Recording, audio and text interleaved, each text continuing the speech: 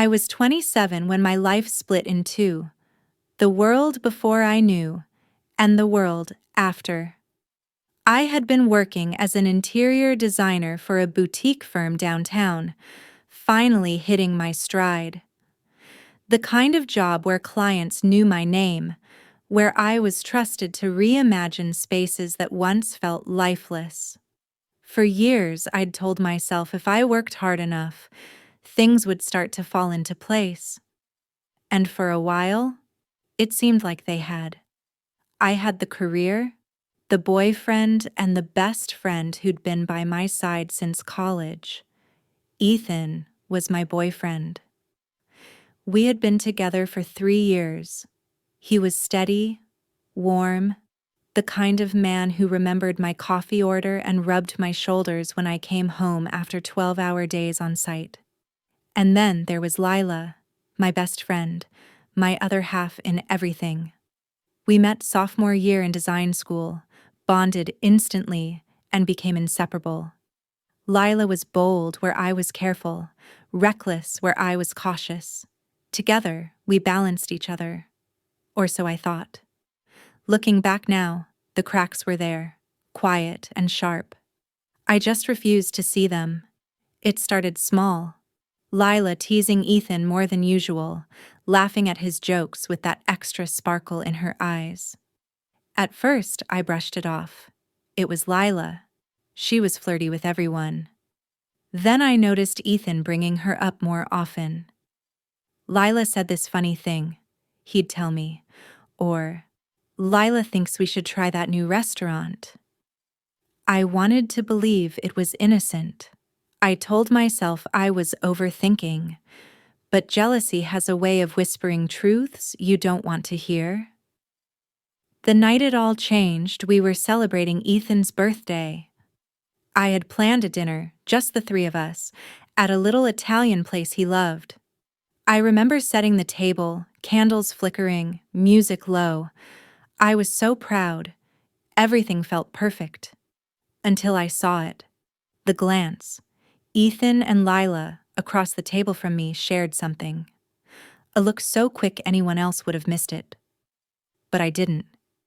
It was soft, lingering, as if an entire conversation passed between their eyes in a single heartbeat. I froze, my fork halfway to my mouth, wine glass trembling in my hand. They didn't notice me staring because they were too busy noticing each other. I wanted to scream, to flip the table, to demand answers right then.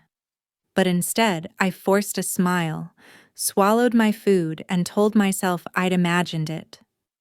My heart thudded like a war drum in my chest. After dinner, when Ethan excused himself to take a call outside, I turned to Lila. "Is there something you need to tell me?" She blinked, wide-eyed. "What do you mean?" "The way you looked at him," I whispered. My throat felt like it was closing. She laughed, too quickly, too sharp. "You're being paranoid. God, you're always so serious." But her cheeks flushed. And that was all I needed. The days after were torture. Ethan grew distant, distracted, as if he were somewhere else even when he was beside me. Lila texted less, canceled plans, and when we did see each other, her phone never left her hand. I told myself I was imagining things, but the pit in my stomach only grew. One night, I stayed late at the firm, poring over fabric swatches and floor plans, trying to drown out the unease. When I finally got home, Ethan wasn't there. His car wasn't in the driveway. I told myself he was working late, but something made me drive to Lila's apartment. Her lights were on. I don't know what I expected. Maybe to catch them sitting too close on the couch. Maybe to find evidence that would confirm the fear already rotting inside me. But what I saw burned itself into my memory. Through the sheer curtains, I saw Ethan, his hand tangled in her hair, her lips pressed against his. The two people I loved most in the world, bound together in betrayal. My legs gave out. I sat in my car, gripping the steering wheel until my knuckles went white, tears blurring my vision. I wanted to storm inside, to tear them apart, to scream every ounce of rage clawing inside me, but I didn't. I drove away, my chest hollow, my heart splintering with every mile. When Ethan came home later that night, he smelled like her perfume. He didn't notice me watching him undress, didn't see the way my hands shook. I said nothing. I couldn't. Words felt useless, fragile against the weight of what I'd seen. I thought maybe Lila would come clean, would call me in tears, begging forgiveness. She didn't. Instead, she texted me the next day like nothing had happened. "Brunch this weekend?" As if she hadn't stolen the man who knew every part of me. I ignored it. She texted again, then called. I let it all ring. Finally, when Ethan left one night under the excuse of late work, I answered her call. My voice was ice. "How long?" There was silence on the other end, then a sigh. "You don't understand, it just happened. We didn't mean for it to. Didn't mean for it." The words sliced through me. "You were supposed to be my best friend," I whispered. "I still am," she said softly, almost pleading. "But Ethan, he loves me. And I love him."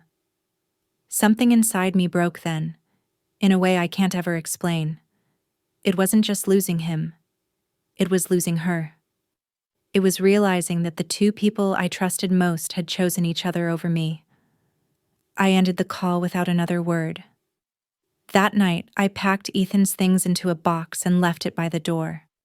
When he came home, he tried to explain, to spin it into something less cruel. But all I heard was lies. His voice became static in my ears. I told him to leave. And just like that, he was gone. Lila never came back either. No apologies, no attempts to repair what she shattered. She and Ethan disappeared into a life that didn't include me, leaving me to sift through the wreckage alone. At work, I threw myself into projects, designing homes I would never live in, spaces filled with warmth I no longer believed in. People praised my creativity, my dedication. They didn't see the hollow woman beneath the polished presentations. Nights were the worst. I'd lie awake replaying the glance across the dinner table, the kiss behind those curtains, the phone call that ended everything. My chest ached with questions that would never be answered. And the truth is, I don't know if I'll ever trust again.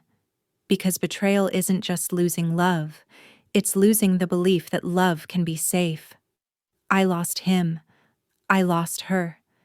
And I don't know if I'll ever find myself again.